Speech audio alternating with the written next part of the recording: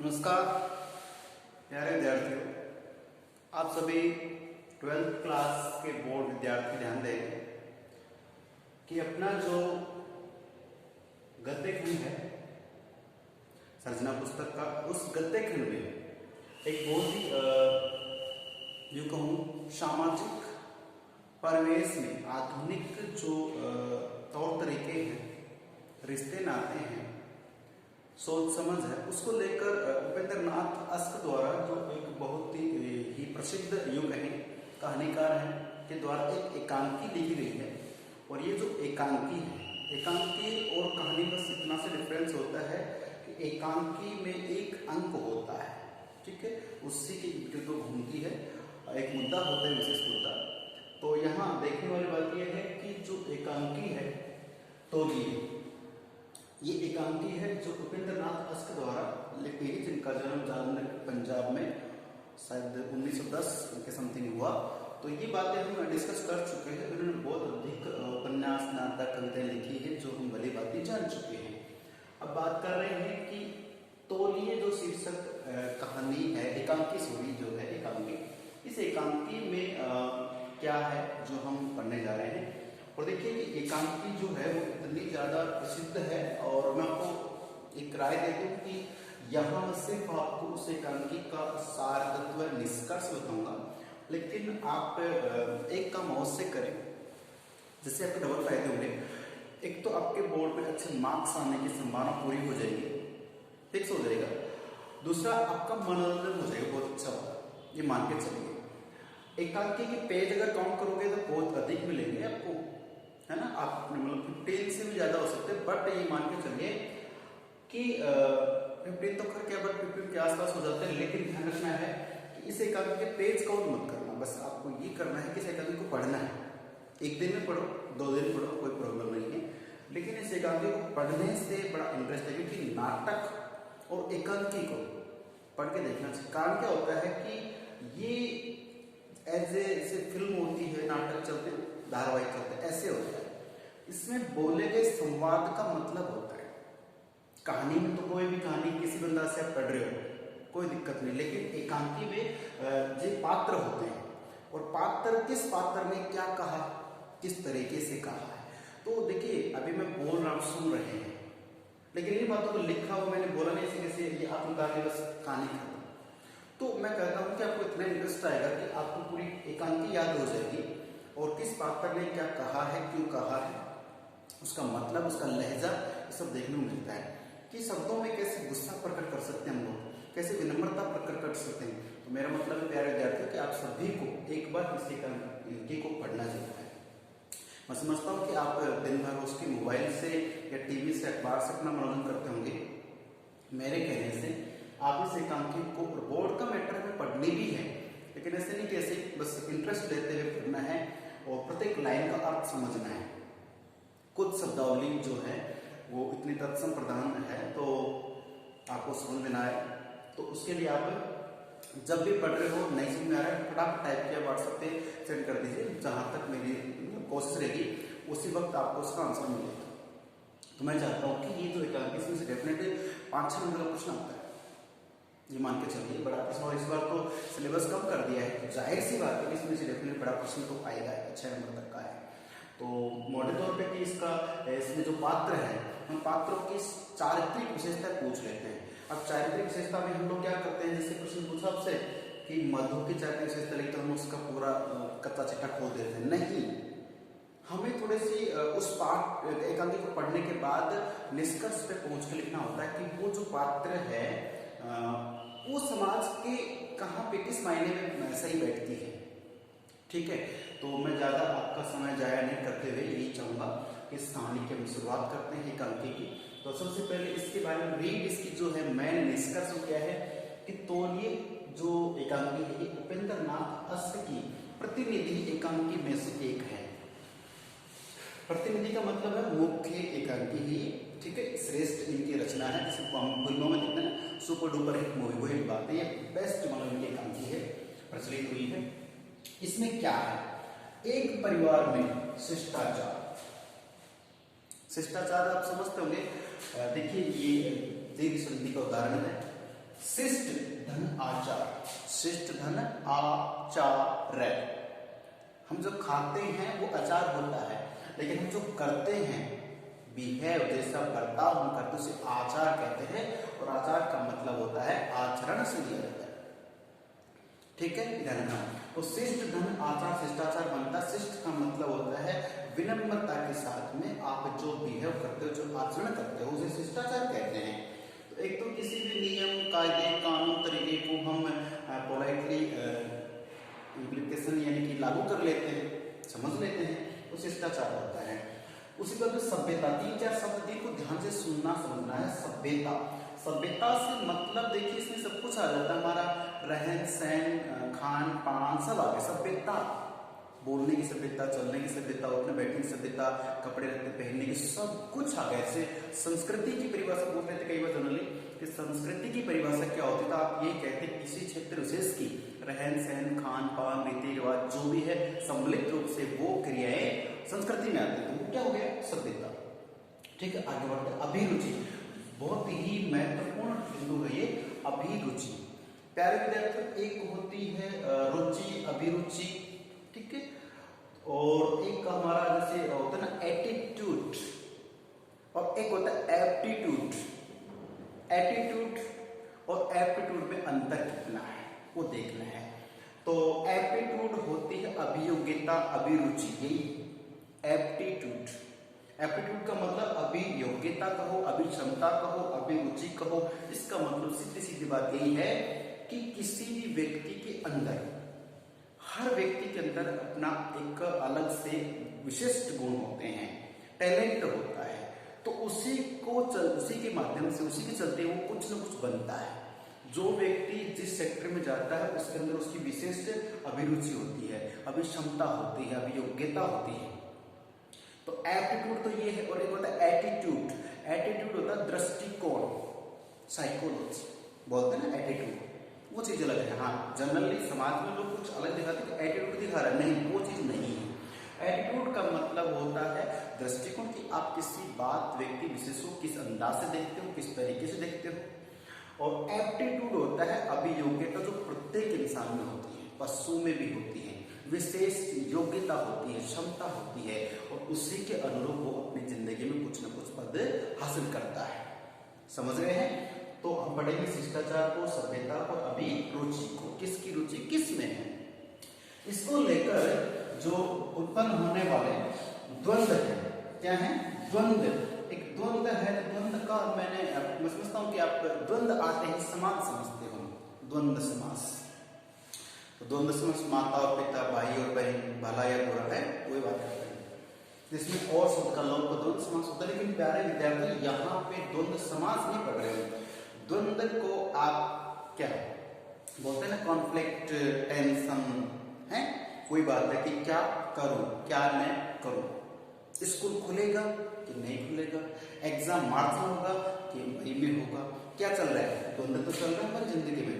ठीक है, आपका एक मित्र कहता है ऐसा, दूसरा कहता है ऐसा, मत करो, द्वंद्व चल रहा है। स्कूल जाना है कि नहीं जाना है, पढ़ना है कि नहीं पढ़ना, कोई भी बात। तो अगर आप दो नावों में सवार हो जाते हैं, दो कार्य करने में आप बिल्कुल कंफ्यूज हो गए ना कि ये करो कि नहीं करो, ठीक है, वही क्या है, द्वंद्व है। तो यहाँ पे देखिए इन चीजों को लेकर, शिष्टाचार को लेकर, सभ्यता को लेकर, अभिरुचि को लेकर के, और दिमाग में, मस्तिष्क में द्वंद्व चलता है कि सही क्या और गलत क्या है, अंतर नहीं कर पाते हैं। तो इस द्वंद्व का चित्रण यहाँ पे हो रहा है, पूरे पाठ में ही चलेगा। चलिए, तो अब देखते हैं शिष्टाचार। उसके बाद इसमें एक तो कौन है, वसंत है। ध्यान दीजिए प्यारे विद्यार्थियों, वसंत एक मतलब 20-25 साल का मान लीजिए, और वो एक कंपनी में काम करते हैं, प्राइवेट कंपनी में, बहुत अच्छी पोस्ट तो नहीं, बट जितना भी अच्छा है अपना घर चला लेते हैं, बस ये है। और सीधे साधे परिवार से, मध्यम परिवार से, और मध्यम परिवार को सिर्फ कहने में आता है कि मध्यम परिवार है। मेरा ये एक्सपीरियंस, ये मानना है कि मध्यम परिवार में जो जन्म लेते हैं, समझते हैं, पलते बढ़ते आगे बढ़ते हैं, कई बार तो मध्यम परिवार से वो बहुत अच्छी बड़ी अचीवमेंट ले लेते हैं। और मान के चलिए कि मध्यम परिवार में जो लोग होते हैं, उन्हें अच्छे बुरे का, गरीब अमीर, सारी बातों का क्या होता है, एक्सपीरियंस हो जाता है। हम कहते हैं ना निम्न वर्ग है, मध्यम वर्ग, तो निम्न बिल्कुल बस अपना पेट भर ले, ठीक है। एक होता मध्यम, तो मध्यम वाला आप समझते किस स्थिति, हालांकि देखा जाए तो ज्यादातर जो हम जनसंख्या को डिवाइड करेंगे तो यही रहेगा कि वो मध्यम परिवार का ही होता है। उच्च परिवार की बात करें, उच्च वर्ग की बात करें तो उसमें तो बहुत कम होते हैं, ठीक है। चलिए, तो मध्यम परिवार से मतलब मानो कि उसे बहुत अच्छा अनुभव है, एक्सपीरियंस है। तो वसंत मध्यम परिवार का, मध्यम वर्ग का एक साधारण सा इंसान है जिसके अंदर होश की सभ्यता, शिष्टाचार सभी कुछ है। उसके बाद उनकी दूसरी पात्रा है मधु। तो इस एकांकी में वसंत पति है और मधु उनकी पत्नी है। क्लियर है। अब बात करेंगे कि वसंत का, तो मैंने हल्का सा जिक्र कर दिया है कि वसंत मध्यम वर्ग का, एक ज्यादा उम्र नहीं है, बच्चे भी नहीं है, तो सिंपल सा है कि वो 20-25 साल के होंगे। और पत्नी जो है ये उच्च घराने से, मतलब साफ है कि बड़े ऊंचे खानदान से है, बड़े ऊंचे संस्कार वाले घर से है, रुपये पैसे की कोई कमी नहीं है। और इनके परिवार में मतलब सफाई को लेकर एक सनक है, एक विशिष्ट प्रकार की सोच समझ उत्पन्न रहती है कि परिवार के बड़े लोग हैं तो हर व्यक्ति का कमरा अलग, गाड़ी सब गाड़ी भी अलग अलग मेंटेन करते होंगे, बड़ा सिस्टम से इनका एक अलग तरीका है, ठीक है। अब बात करते हैं कि ये दोनों इस कहानी के मुख्य पात्र हैं। अब बात करेंगे मधु के बाद में, कुछ मधु तो है ही, मंगला सुरो। तो एक तो मंगला है, एक सुरो है, और उसके बाद में देखो सुरो के साथ मैंने कुछ और जोड़ा है अन्य पात्रों में। देखिए तो अन्य में है उसी और निम्मो। ये दोनों जो है इनका संबंध तो रहेगा वसंत से। किससे रहेगा? वसंत से। ये यहाँ पे मैं थोड़ा इंट्रोडक्शन आपको दे दूं, वसंत से। इन दोनों का संबंध किससे है? वसंत से। ये शायद इनकी भाई की कोई मतलब लड़कियां हैं, तो भाई की लड़कियां की भतीजी हो गई है, ठीक है, भतीजियां हैं। और सूरो और चिंती, इनका संबंध है मधु से। तो जाहिर सी बात है कि ये मधु की कोई खास तो नहीं है, लेकिन ये दोनों मधु की कोई स्कूल कॉलेज की समय की मित्र रही हैं, फ्रेंड्स रही। तो सूरो और चिंती मधु के मित्र हैं, और उसी निमो जो वसंत की भतीजियां हैं, जो अलग अलग सब रहते हैं, ये दोनों अलग रह रहे हैं। अब बात करते हैं कि जो सफाई की सनक, तो एक प्रश्न आ सकता है कि एग्जाम में कि तौलिए शीर्षक एकांकी में सफाई की सनक किस में रहती है, इसका क्या परिणाम निकलता है। कोई भी क्वेश्चन बन के आ सकता है, आपको समझना है कि इसका उत्तर किस प्रकार से है, ठीक है। तो जाहिर सी बात है कि सफाई की जो सनक है वो किस में रहती है? मधु में रहती है। और आप जानते हो कि जिस व्यक्ति की हम संपर्क या साथ साथ रहते हैं तो हमारे अंदर में कुछ बदलाव आता है, लेकिन यहाँ थोड़ा सा उल्टा सिस्टम है, ठीक है।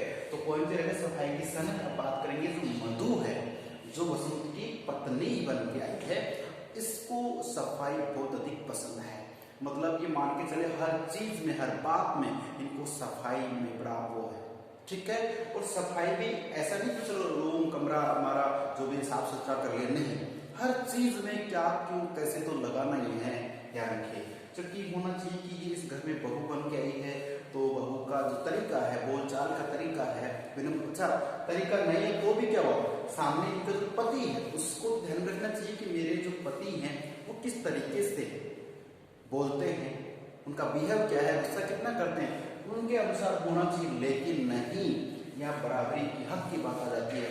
और प्यारे विद्यार्थियों, पति पत्नी के रिश्ते में जहाँ पे अगर दोनों एक दूसरे की बात को समझते हैं, अंडरस्टैंडिंग रहती है, तो रिश्ता काफी अच्छा चलता है।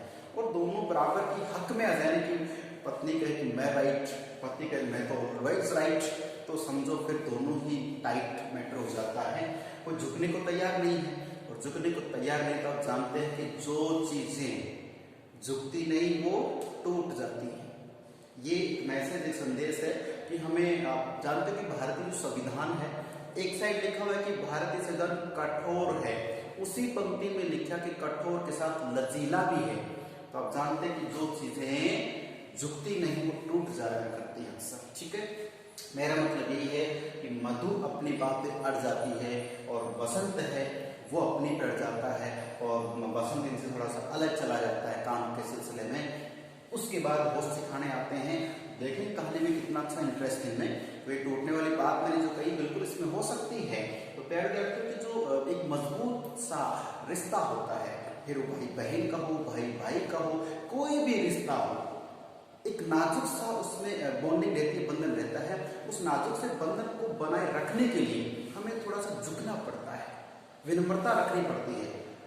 ठीक है, चलिए। तो आप जानते हैं मित्रता कब होती है, कैसे होती है? मित्रता करने के लिए किसी भी अननोन व्यक्ति से मित्रता करते हैं तो हम फर्स्ट में ऐसा तो नहीं दादागिरी से मित्रता कर ले, नहीं, हमें झुकना पड़ता है, पोलाइटली पेश आते हैं। हमसे पर्सनल लाइफ में कितने बड़े हम दिग्गज रहे हो, लेकिन अगर किसी भी व्यक्ति से मित्रता करने तो हाथ जोड़ के नमस्ते करते हैं, हाई हेलो करते हैं और सामने वाले की तारीफों के फूल बहान देते हैं।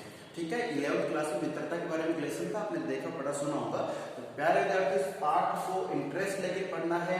इसमें पति पत्नी के बीच में आ जाती है सफाई, और सफाई को लेकर भड़क जाती है ये मधु, जो मिसेज इनकी है। तो देखिए, थोड़ा सा मैं आपको बताऊं, अगले वीडियो चलेंगे पर कि मधु जो है ये सफाई को लेकर बहुत अधिक चिंतित रहती है और हमेशा सतर्क रहती है। इत्तेफाक से एक दिन क्या हुआ कि जो वसंत है वो अपने घर की बालकनी में कहीं भी सेविंग कर रहे होते हैं। सेविंग कर ली, कोई बात नहीं, दाढ़ी बना ली उन्होंने। उसके बाद जैसे दाढ़ी बनाई, मुंह धो लिया, धोने के बाद इन्होंने एक टॉवल था, क्या था, टॉवल तो लिया, वो तो ले लिया और मुंह पोंछ लिया। बस कहानी शुरू हो गई यहीं से। तपाक से मधु आती है, रसोई में से आती है। देखिए, मैं इसलिए कह रहा हूँ कि यदि आप पाठ में एकांकी को पढ़ते हैं तो उसमें प्रत्येक चीज बता रखे हो। एकांकी का मतलब आप जब पढ़ोगे तो आपको आज आप इतने डूब जाओगे उसमें, ऐसे रम जाओगे, ऐसा लगेगा कि आप इसी एकांकी के पात्र बन गए हैं, वहां बैठे आप। एकांकी में बताया जाता है कि टेबल यहाँ पे, पर्दा यहाँ पे, खिड़की यहाँ पे, दरवाजा यहाँ पे, बिल्कुल पूरा ऐसे फिल्म की तरह होता है।